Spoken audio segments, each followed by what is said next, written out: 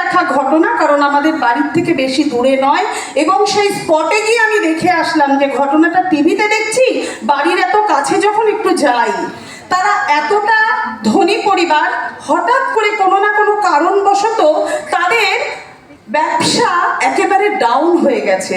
Down হয়ে যাওয়ার পর পুরুষ মানুষ তো চাপে রয়েছে, মেয়েদেরকে বলেনি যে সংসারে এতটা কষ্ট, দারিদ্রতা এগুলো দেখা দিচ্ছে, সেগুলো বলেনি। তারা ব্যাংক থেকে লোন নিয়েছে। কি দেখিয়ে লোন নিয়েছে? বাড়িটা দেখিয়ে লোন নিয়েছে, বিশাল বড় বাড়ি, একদম শিললেনের রোডের ওপরে। সেই বাড়ি দেখিয়ে এবার লোন শোধ করতে পারেনি, সেই ব্যাংক তো লোন বাড়ি নিয়ে নিয়েছে। গাড়ি দেখিয়েছে, গাড়িও নিয়ে নিয়েছে, আর তো টাকা পয়সা নেই।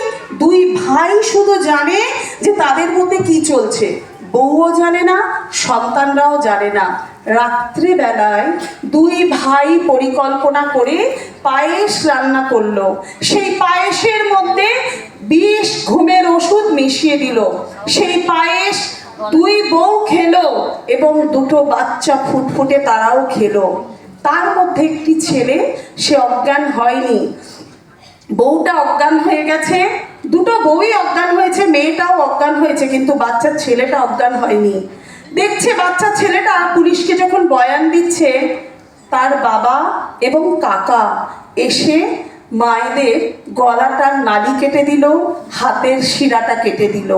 তোড়পে তোড়পে বউগুলো মরে গেল। নিজের মেয়েটাকেও বাবা ঠিক গলার নাড়িটা কেটে দিল, হাতের শিরাটা কেটে দিল। তোড়পে তোড়পে মেয়েটাও মরে গেল। ছেলেটা বুঝতে পারলো আমাকেও এবার মারবে, ও মরার ভান করে চুপ করে পড়ে রইল। যখন দেখছে বাবারা চলে যাচ্ছে, ও তাড়াতাড়ি একটু পালাতে গেছে, তখন বাবার কাকা ওকেও দেখে নিয়েছে। তারপর তারা গাড়িতে করে উঠে সেই সায়েন্স সিটির কাছে গিয়ে গাড়িটাকে অ্যাক্সিডেন্ট করালো যাতে তারা মরে যায়, কিন্তু কেউ মরেনি। তারপর তাদের ট্রিটমেন্ট হয়ে এখন তারা জেলে রয়েছে। তাহলে বলে আমরা কি ভাবি? এই দীক্ষা দিও না, এখন দীক্ষা দিও না আমার বাচ্চাটাকে, কিন্তু কি বলি?